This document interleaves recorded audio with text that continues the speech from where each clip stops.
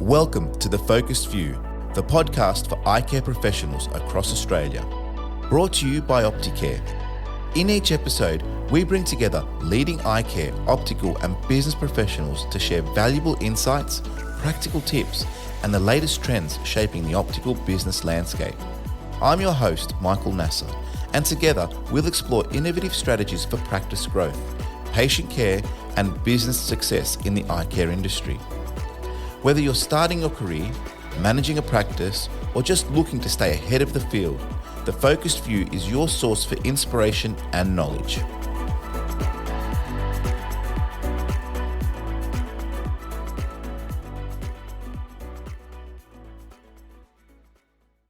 In today's episode, we're joined by Chris Savage, an eyewear designer, creative director, and founder of Objekt Eyewear and the sustainability initiative Spexcycle. With a career that began in optical retail and evolved into a lifelong dedication to handcraft design and ethical production, Chris brings a unique perspective to the eyewear industry. We'll explore his journey from early design aspirations to launching a brand that champions small batch manufacturing, environmental responsibility, and timeless aesthetics. Chris shares how Spexcycle is not just about recycling old frames, but reimagining what sustainable practice in optics looks like for professionals and consumers alike. If you're passionate about design, sustainability, or simply curious about how one person can make a difference in an industry, this is the conversation for you. Let's get into it. Chris, welcome to the show. Really excited to have you. Thanks for having me, Michael. For those that don't know you, and to the benefit of the audience, can you tell us a bit about your background and what initially drew you to the optical industry? Yeah, look, I kind of fell into the optical industry by accident. I was a 21-year-old working in restaurants and bars, and one of the guys who frequented the restaurant was running some optometry practices and involved with budget eyewear, and he turned up one day and he said, "You should come and do a trial shift for me at budget eyewear." And I said, "Sure, why not?" Walked into the store and it was in the days when all stores kind of had edging. Budget eyewear stores got to pick their own frames. So it was the whole thing from, the retail social aspect, the design frame aspect, and then getting to play with tools and machines out the back. And I remember once I walked through there and I got the tour, I was like, "Oh, this is cool. I think I might do this." And from that point, I basically started working for budget eyewear down in Canberra. What was it about that job that you liked the most, sort of getting into it and it being, I guess, a new profession, sort of, not having done it before and having your first experience with it? I think it was the variety. So I'd been studying architecture and design for many years and walking in kind of seeing the frames and thinking, someone's designing those. I wonder whether that's something I could get into. And then going out the back and using, we had an old, it was a Hoyatech, I think it was like a H100 or something, where you had to move the lens from different wheel to different wheel to do the finishing, and that really appealed to me as well. So I kind of got the idea that you could, you do sales, you're talking with people, you're interacting, but then there's this whole other side of optics behind the scenes, which is not just about the store. It's it's machines, which I love, and design as well. So yeah. So you mentioned this design background, something that was quite passionate for yourself. When you started at Budget, I guess having that design element within you, how did that shape your approach to eyewear craftsmanship and I guess the frame component of the industry? I think for me, I was pretty lucky because it was at the same time as the silhouette Titan minimal art had come out. So, I was working with some really great dispensers who were trained, optical mechanics, and, customers would come in and they would see a frame shape. They loved the TMA concept, but they might have wanted a larger size or a different shape or whatever else. And the guys I was working with were like, "Well, there's no restrictions because there's no frame on it. You can sketch up a shape for the customer and we can show you how to align all the holes and kind of customize it." So that really kind of appealed to me and kind of reaffirmed to me that, well, I can use some of my design background in this job, and it's more than just a retail job, And also, when you're doing, architecture and design, you're doing a lot of mathematics and things like that, and working with lenses. there's huge amounts of mathematics in that. What base curve, what lens thickness, what power combos, things like that, to get the best result out of the frame and lens and the prescription. You mentioned the Silhouette TMA. I'm not very familiar with that, and let's for the people that aren't, what was that initiative? And I guess if you can speak to that, because it seemed to be somewhat influential with, I guess, in the early stages of your career there. It was. So the TMAs were, Silhouette came up with a new patented, it's a pretty common form of fitting now, a way of fitting the wireframe to the lenses. So typically a rimless frame, you would have screw holes through the front of the lens, and that would screw with a nut and bolt to the temple and the bridge piece. So you had this quite kind of prominent features in the bridge and the trim area. Mm. And of course, the nature of screws is they come loose, wear out over time. And Silhouette came up with this amazing kind of plug fitting system. So you had a little plastic plug that would slid in the back, which was really, really small. It was very subtle, like kind of about 4 mils by maybe 1.5 to 2 mils. And then you had a little barbed prong on a very fine piece of wire that compressed into the plug through the lens. And so it held it in place, and you had just this very minimal, very subtle kind of little detail of the frame on the lens, and the rest of it was just pretty much you, the person. So, wow. Yeah, cool. It was pretty revolutionary at the time. It was super lightweight and very comfortable, and it was great. You mentioned, you had interest in becoming an architect, and I guess it sort of draws on the design component, which obviously has been quite prominent for yourself. How do you think that creative aspiration influenced your approach to frame design? So when I was kind of moving towards becoming an architect, although I feel a little bit like George Costanza saying that, I was really drawn to the way that some of the designers, like Frank Lloyd Wright and things, would incorporate natural elements when they were designing houses, waterfalls into the house, building off the sides of really steep blocks and following the contours and things. And so that real kind of artistic, creative element was big for me when I was thinking about becoming an architect. And as I started, I think I was really lucky at the time that I started in optics, because technology was improving. There was different forms of manufacturing coming on board, and designers and manufacturers starting to incorporate really creative artistic elements into frame design and manufacturing.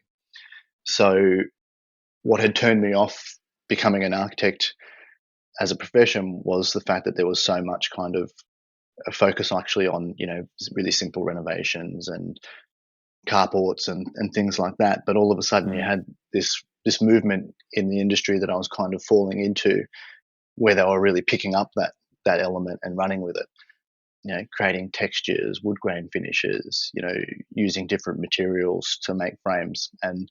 And the lenses were being innovated at the same kind of pace. So all of a sudden, you could make a frame that didn't have a standard 6-face form curve, and you could get a lens that would fit into it and work.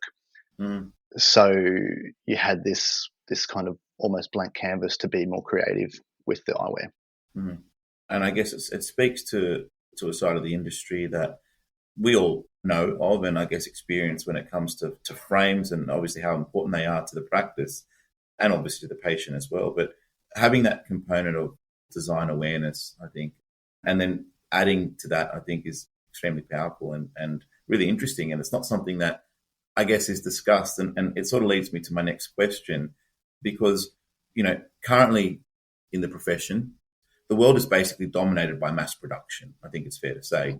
And that's not just in our industry, in many, but for ours in particular, when you look at the international players and the big brands, and we're all familiar as to who they are, this concept of handcrafted and craftsmanship, I guess it's really unique, and it makes this type of eyewear stand out. Why is it so important to maintain artisanal practices in frame design, in your opinion? I think it's because you're dealing with people.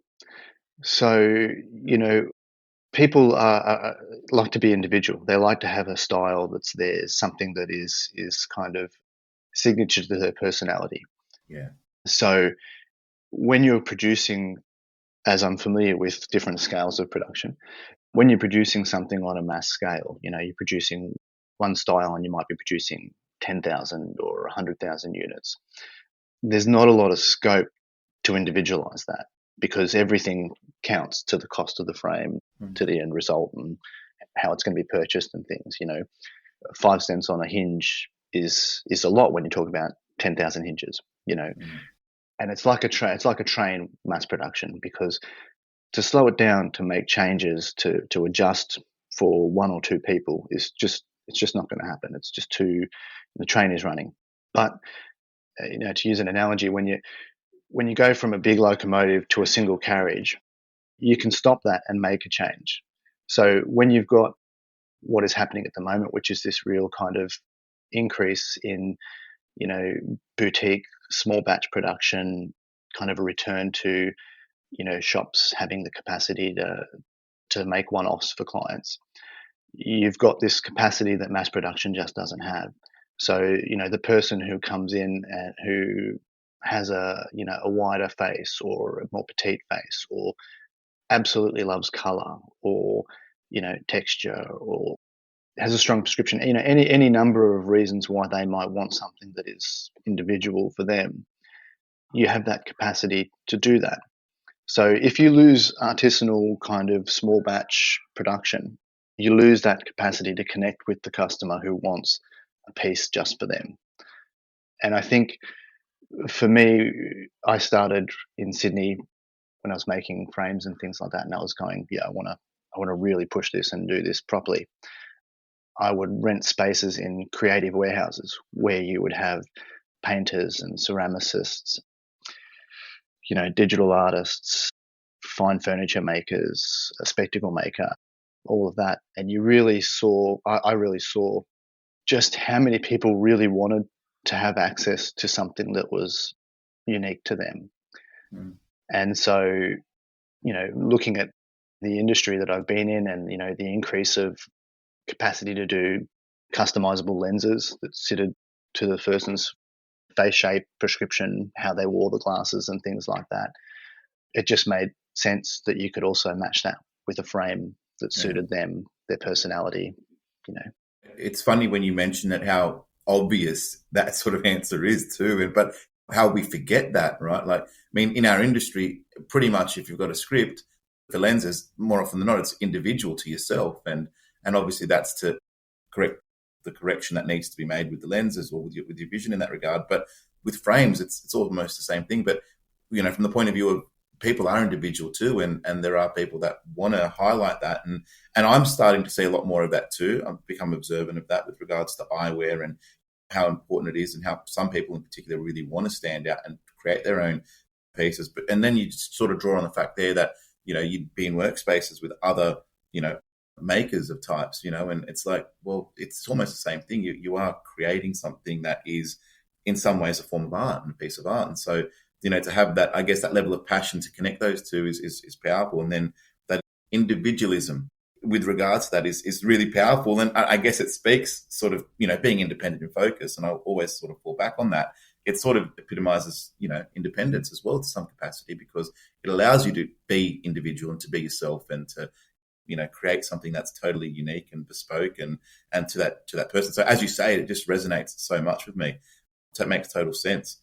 What challenges do you face in small batch production? And I guess, how do you ensure sustainability? Because I know sustainability is also really important to you, and we're going to get to a few other initiatives that you've, created and been a part of with regards to that. But how do you face those challenges, and how do you ensure that sustainability remains at the heart of the process? That's a really good one, because, certainly when I first started making frames and I was like, I want to make one-off frames. And this was kind of 15, 16 years ago, maybe actually a little bit longer. The internet was running, was great. E-commerce stores were popping up, but it was still expensive to set up an e-commerce store. Mm-hmm. It was still tens of thousands of dollars. So it was really interesting when I first started, Facebook was still kind of in its infancy as well too. Social media was fairly raw. So, you would ring these companies or contact companies who were supplying materials and parts and components to big factories. And they'd say, oh, yeah, sure, how many do you want? And I'd say, oh, can I get 10? And they'd say, how about 1,000 or how about 10,000? And that was really challenging, because it was both challenging actually and positive, because the challenge was you all of a sudden you're like, well, there's no way I can afford 10,000 of this component, this hinge or this material. But then it turned you around and you go, okay, well, what are my alternatives to kind of create that? And I'm a big believer in a thing called cognitive evolution. And at that same time, what cognitive evolution is, which is basically the theory that, the world evolves at a steady pace, whether you're, a monkey in Africa and a monkey in South America. Often they started kind of stripping bamboo in the same way, but they didn't have connection. And what I found was that there were actually a lot of other people like me around the world who were like, we want to make 100 pieces a year or 500 pieces a year or 10. And so slowly, as I started getting into it, these other people were connecting through social media and different ways. And some of the companies in France and China and Japan and Italy were like, well, we've got these materials. Well, what's to stop us from breaking it down from, 1,000 minimum order to 10? Mm-hmm. It's cheap to build a website to work with these guys. So all of a sudden websites popped up where you could order small batches of components and materials. And, you're communicating with people. So, I might order a whole bunch of really cool red. And, my colleague over in the US is like, geez, I'd love a little bit of red. I've got some, heap of black. How about we do a trade? Mm-hmm. So all of a sudden you had this community where you had access to information, materials, and that really kind of increased our ability to kind of navigate the challenges that we had first kind of come across. And that has phenomenally grown over the last 7 to 10 years. It's crazy. So now there are manufacturers of machines who make them specifically for small batch production, as well as suppliers of parts and materials, which is fantastic. And if I can come back to the positives, I guess, of the challenge, I've always been pretty heavily into kind of what I like to call resource recovery. So when I was brought up, we always had a bunch of wood that we might one day use sitting in the garage, mm-hmm. boxes of old screws that we might one day use sitting in the garage kind of thing. And so that kind of switched on to me. I didn't have access to temples. I had access to a lot of interesting broken frames and things like that I could use parts from, which is what I did a lot of in the early days. And a friend of mine's dad came across some old broken church pews, and he was like, "Do you want them? You can, make something from them." And I was like, "Well, hang on a second. Here's this material. I can use these, beautiful antique cedar wood and carve that and create the temples for the frames." And because I had a whole bunch of frame fronts that were kind of pre-made. So, I started carving and learning to laminate this beautiful wood into making the temples for the frames. It was about kind of being considerate of what resources I had access to. And rather than that being thrown out, my mate's dad was like, "Here you go." And, I didn't have access to heaps of materials and hinges, but I had access to the bottom drawer that every optometrist had, which has, hundreds of broken frames. So I'd dig through there and I'd cut off the hinges, I'd solder on a plate, and I'd drill some holes, and I'd mount that to the wooden sides that I'd made. The first ones were pretty ordinary, of course, but, as time went, they became really quite nice and refined. And then I, of course, added a bit of artistic flair occasionally and, different inlays and things. And so it really kind of just fused quite well together at that time, not being able to access everything automatically. And, it kind of forced me to look at what resources I already had. Yeah. And that's the beauty. I mean, finding your collective in some capacity with regards to common professionals around the world. Obviously, the internet facilitated that, but you also knew what you were looking for. You knew what you were after, I think. And once you found them, you were able to make use of that. And I guess that gets then highlighted even further by the fact that, when you are limited in resources, you will look at opportunities in ways that other people won't, and you'll make something of that opportunity. So when your mate's dad came to you with this, with this product or with this, with this furniture that was no longer needed, and it's like, well, hold on, how can I repurpose this and reuse this? And I guess that is also the essence of sustainability. And it's something that I guess we'll see more and more as we get sort of further on in our conversation with how these elements have all tied up to, I guess, what you're doing today. But if we go back to sort of the workshop and the craftsmanship component, when you're making a frame, and I guess I've never really made a frame, so I know you offer courses on that too on the side with regards to But with regards to making a frame, for me, I think it'd be so much wastage in what you're doing because you're obviously starting off with a block of some sort, and again, I could be wrong here, but and you're stripping it away, and then there are all these offcuts and all these pieces, and there is that element of just throwing things away. So when you're in the workshop, how are you combining the craftsmanship of, I guess, getting the best out of the material that you're using and balancing that with the sustainability? And I guess in doing that, what lessons have you learned, that I guess you've taken away from that? I think one of the biggest, or one of the huge benefits to working in a communal workshop is you have access to all these different people of different professions and skills and things like that. And as I said, I grew up with a garage that always had bits of wood around, because we'll need that little offcut of 2x4 at some point in time, And because materials and things were hard to get, I kept everything. If anybody comes into my workshops, they'll know there's always boxes and boxes of bits. And so, I would keep it, like this is an example of a frame. So that's the frame, that's the waste. That's not including the lenses. That's what I was speaking the lens about. hole. Yeah. And so that really kind of pushed me to think more about, well, what do we do with this kind of thing? And I started, making jewelry with offcuts and things. So I've made wooden rings for a long time. And what I would do is I would consider how I would cut the material so that I had the right size of cut that I could use to make a ring, or that I could use to make a coaster, or whatever it was that I happened to be making. And as I learned more and more about the materials that we use in optics, particularly acetate, I learned how amazing some of these materials were. And I did a lot of stuff with some jewelers.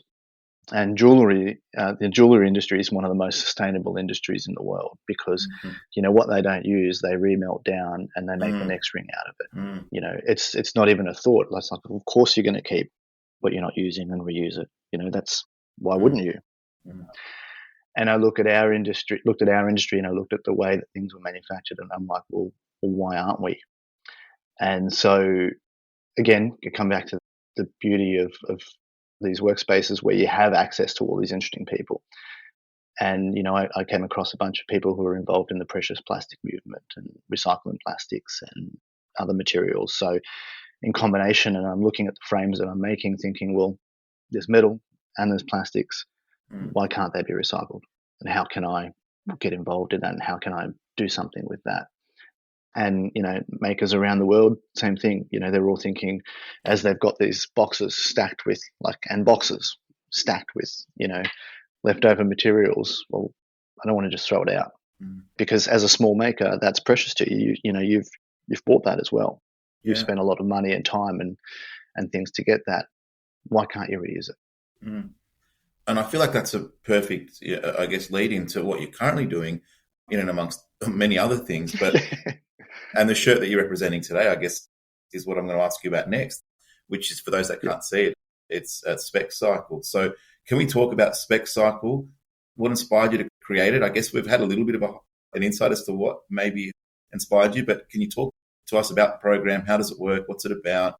And some time on that, please. Yeah. So as you said, we were talking about, material wastage and things like that in manufacturing. And I was, in a workspace where recycling of plastics was a thing that was done there, working with jewelers and things. And, I kind of looked at my industry and went, geez, and I think it was literally the bottom drawers. And every store has a bottom drawer or a back cupboard that is overflowing with frames that are being given back, broken frames, temples, things like that. And, being in Australia, having to import everything that we use, I'm like, well, we have all this material here. So over time, I kind of started looking at it and I contacted some people and I'm like, how do we recycle acetate? people laughed. Why would you recycle acetate? Like it's a difficult job. You have to break down the frames, you have to do all this kind of stuff. And I said to myself, well, yeah, you are going to have to do that, but we should do that. Mm. And I remember sitting one day, I'm a bit of a maths person. I count a lot, and I was thinking about how many frames we were selling in the practice that I was working in. And then I was talking to someone who was talking about how many independent practices there were. And then I was thinking about all the Specsavers and the chain practices. And I'm thinking, geez, there's got to be, 2,500, 3,000 stores all selling, 2,500 pairs of glasses every year. That is epic. Mm. And during COVID, I was doing some metal fabrication as our industry changed. And then I'm noticing the safety glasses, and I myself was putting them on. They're getting scratched. Next pair. And so I decided at that point that I wanted to do something about it. And it's a complicated project because you've got, how do you collect them? How do you collect all the glasses? How do you encourage people to bring them back in for collection and recycling? How easy is it to break them down? How labor intensive that is? And then also, how do you support that financially? Because you're talking about something that requires a lot of manual labor, a lot of human involvement to do. So I set about working out how to do that, and learning how to recycle the acetates, and learning about what materials the frames were made out of that could be recycled, and what that process was. And there was a great movement called the Precious Plastic Movement at that time, which was a big open source platform, basically saying to people, here's how you can recycle bottle tops and old toys and, DVDs and whatever else. And here's machinery, and here's systems, and here's how you can create a collection system so that you can source these material and kind of encourage people to bring them to you. And I thought to myself, as the industry was kind of taking up sustainability, bioacetates were a thing, contact lens collection was starting to become a thing. And I thought, I think optometrists would want to be part of it. So a small group of us got pulled together, and we developed a program called Spexcycle, which we have collection bins that we put into people's stores, into your practice. And what we want you to do, and what is starting to happen, we've had really amazing kind of uptake by the stores that are participating in the pilot program, is just like with multi-coats, what we used to do before they became norm. At the end of the sale, say, don't forget to bring in any unused pairs of spectacle frames that you've got, so that we can collect them for recycling. And then the goal is that when they come back in to pick up their new specs, they bring in the pairs they're not using anymore, pop them into the nice little collection box, and then they're shipped back to us.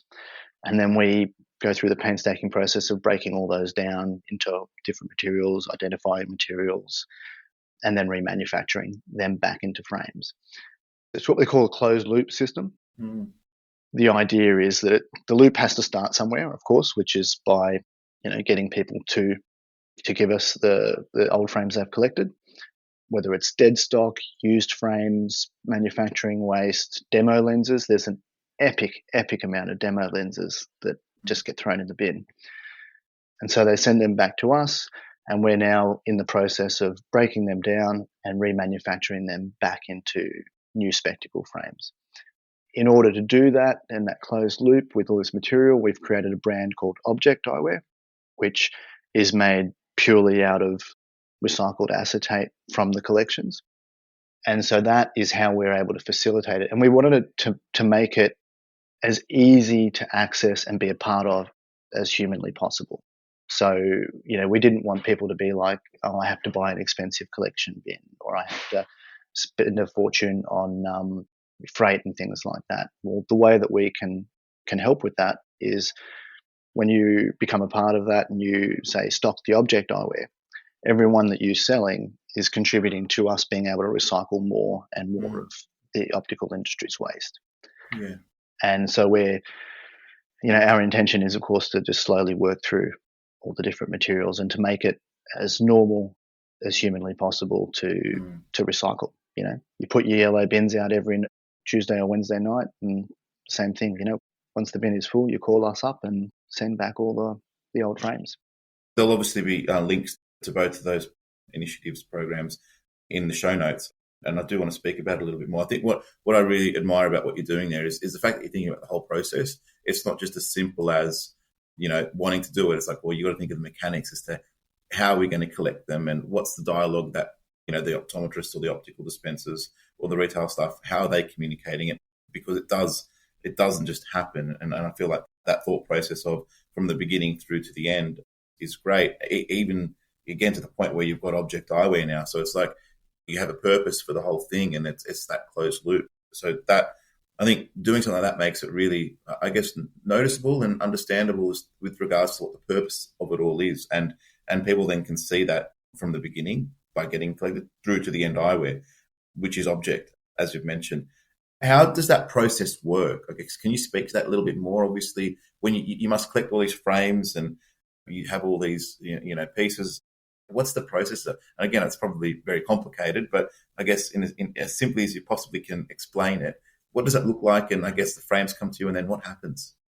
Yeah, there's a lot of complexities to it, but it is able to be broken down quite simply. So we get now, we've got a pilot program. I think we've got about 45 or 50 fantastic stores who've been able to kind of jump on and say, we want to help you get this off the ground. Let's work together to do it. So they send us through a box. We try to get them to wait till they've got kind of a decent shoebox size. So we're not always just freighting things backwards and forwards. Yeah. So generally we get kind of 40 or 50 frames in at a time from a store. And as soon as that arrives, we weigh it, we count it, and we separate it. So at the moment, we, obviously using a lot of the acetate. So complete acetate frames get separated, combination frames get separated, metal frames get separated, demo lenses, prescription lenses, and then unknown. There's a lot of stuff that we, have to work out what material it is. And so that happens straight away because we have a unique tracking system that we're putting it into so that you can follow the journey of what you've sent in for recycling all the way back to the frame batch that it goes out in. Oh, wow. So that recording is extremely important for us. And it just it's about being able to be transparent and build trust in the process that we're developing. Sure. And, wanting people to not be afraid to support it. So we have a sorting room where we spend a lot of time neck deep in broken frames and frames of all descriptions. And so that gets separated, batched and kind of noted. We group all that together, and then we have to sort colors and confirm materials and things like that. And then the frames go into kind of a breaking down process where we have to remove components and make sure that the material we're stripping down from it is usable in the remanufacturing process. And so we go through that. So it is quite a journey and quite labor intensive, that part of the process. And once we get that, we break the frames down even further into really raw materials, into small components of acetate or small components of metals or whatever it is.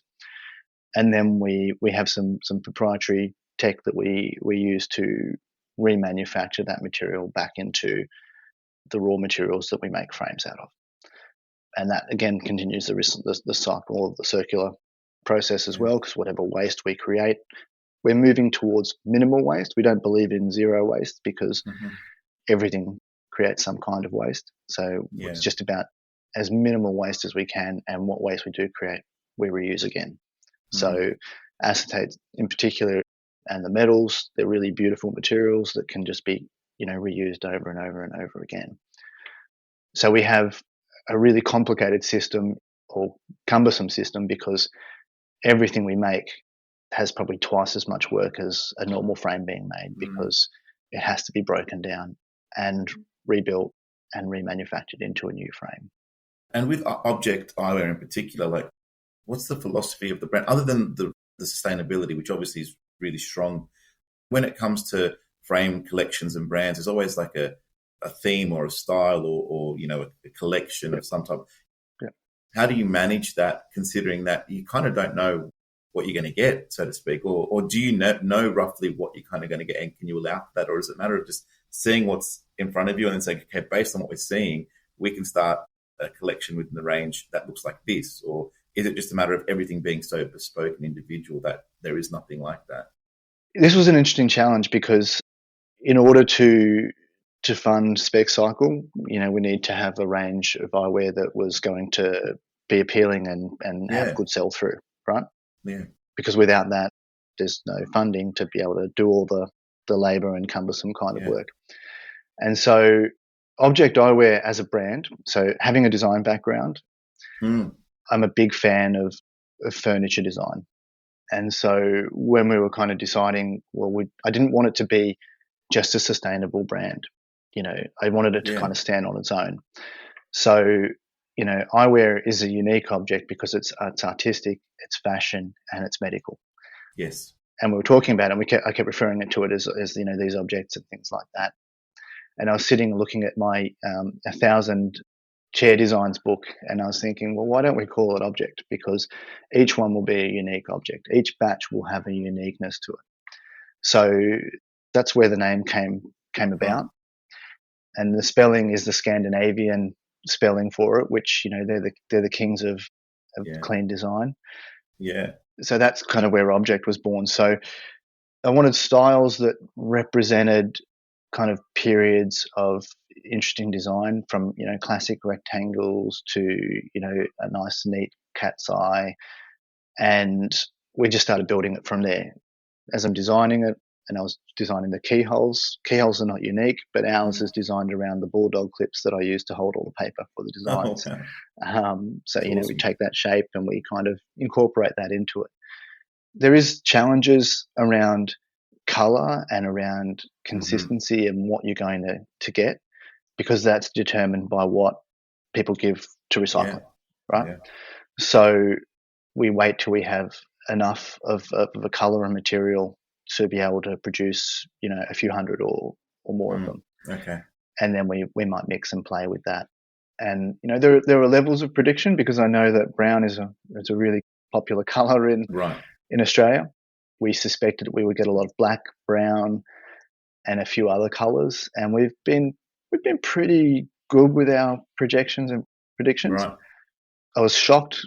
We managed to get a lot of really amazing blues. You can see this is one that I was playing with. Okay. So we've got a really cool blue color that out of nowhere we had enough to make, quite a decent quantity. And I was like, well, this is great. So we can kind of play with this.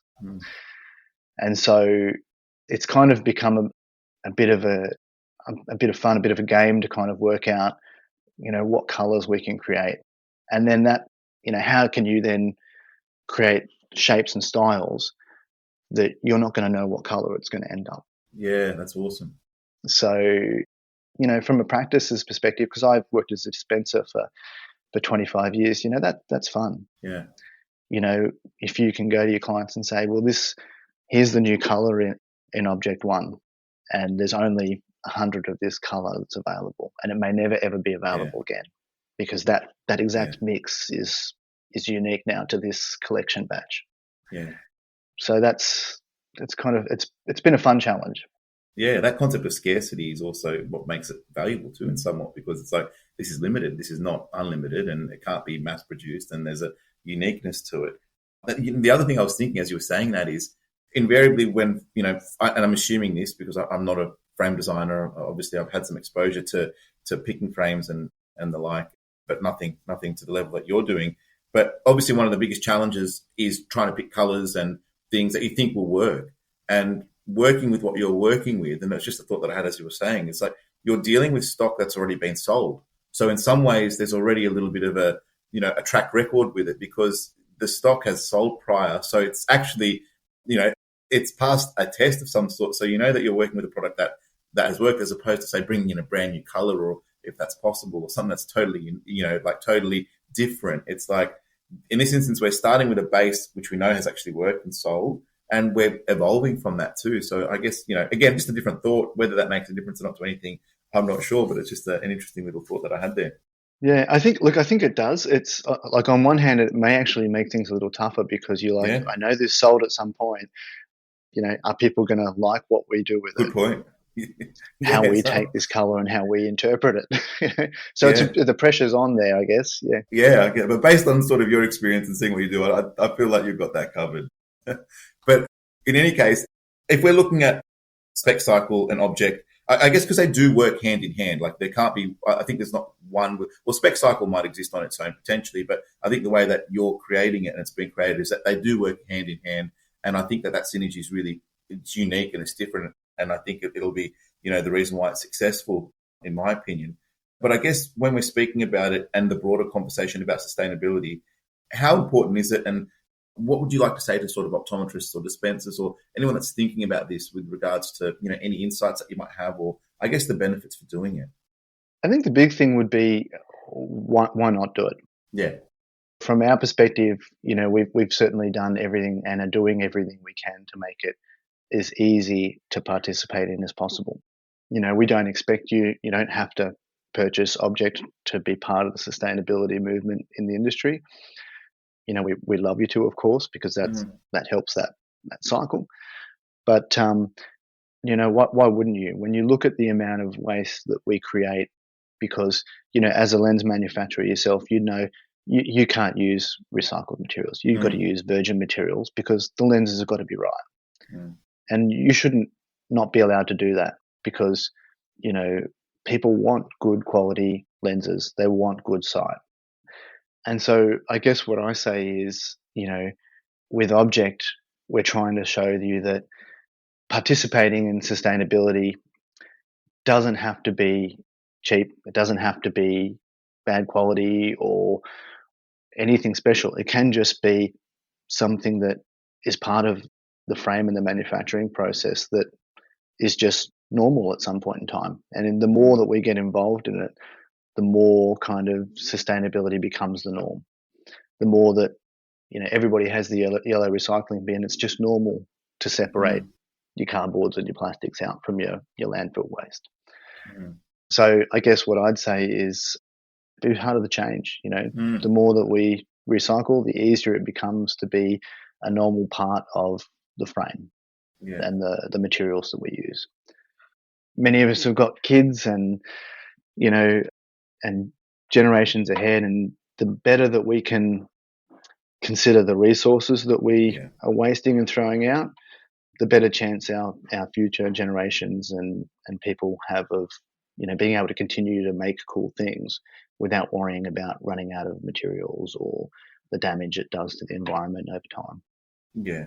And I think there's obviously, and there has been for a while now, a movement towards that. Sustainability is very much a key part of society with regards to how we think about things. And so having it brought into optics in this way, I think is really positive. And I think the initiatives are awesome. And so congratulations on that. And I guess, the work that you're doing in that regard, it's really, it is awesome. Like I mentioned, going forward, where do you see the future of sustainable eyewear? Like, obviously, you're at the infancies of what you're doing. I guess, what are your visions? What do you see happening in the coming years? Sort of whether it's 5 years, 10 years. Like, how do you see this evolving? I think that we're really primed for this to be a fairly normal thing eventually. So I guess what I see happening is the more people get behind it, the more chance people like myself do to research and develop better and simpler ways to do it.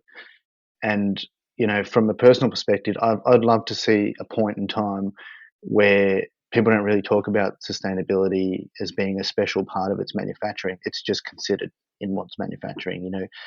As an eyewear manufacturer or whatever lens manufacturer, at some point in time, it's just expected that you will have a component of genuine sustainability, resource recovery, minimal waste production, whatever it is just normal.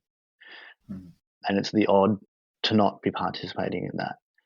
And I don't think you have to be extreme left or, extreme greeny to kind of think that that's important. No.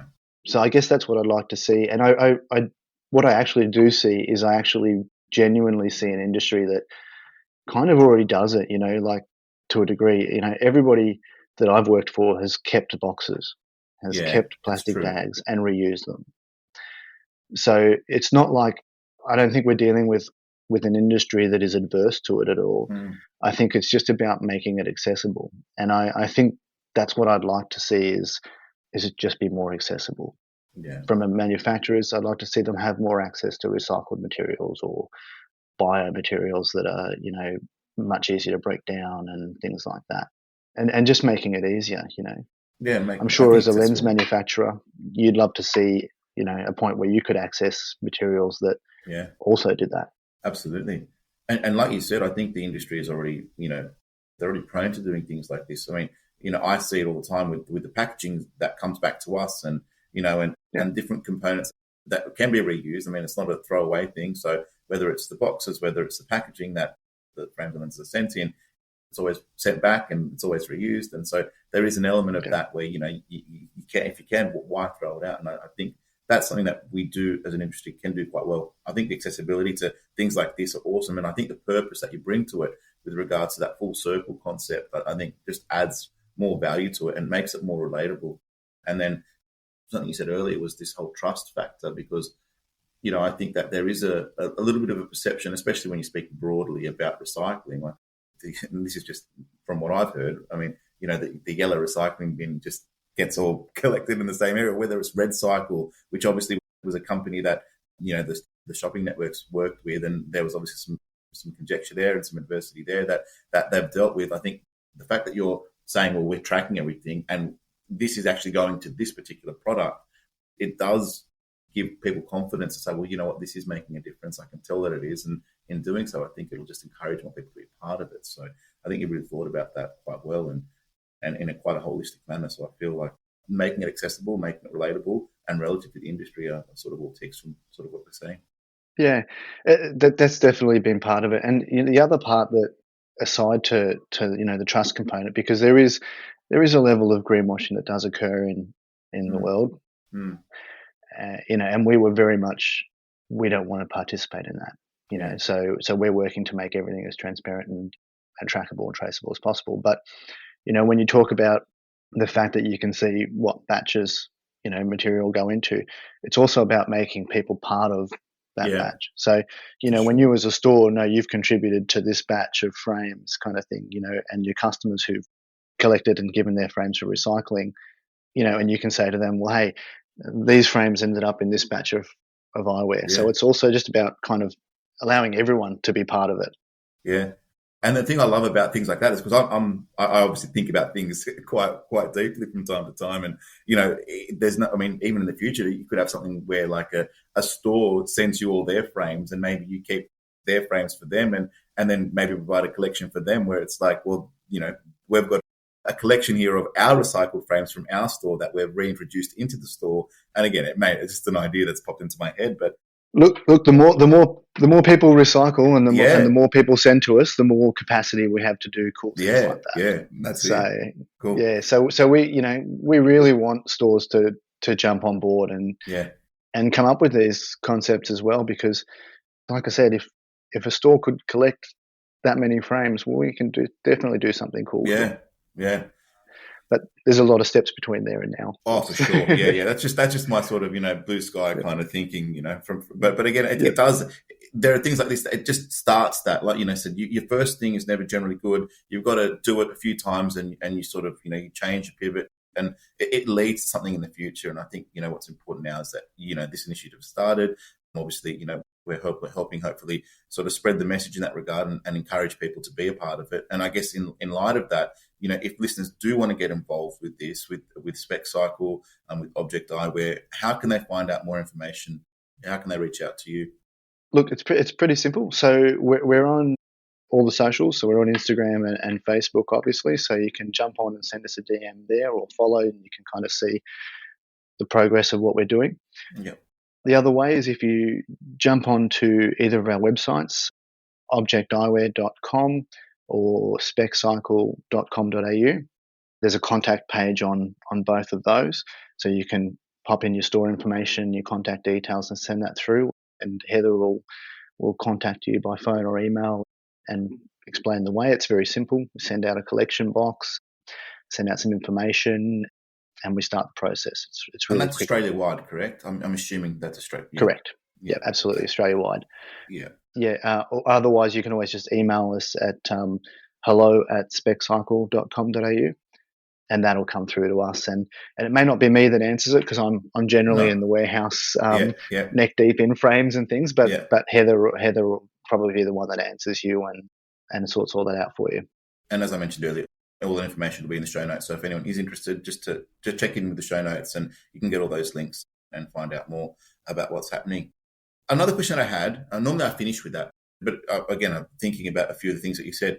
It's pretty clear that you had a bit of you had a passion for creativity and design, and I feel, and I'm not sure how you feel about it, but it's getting less and less.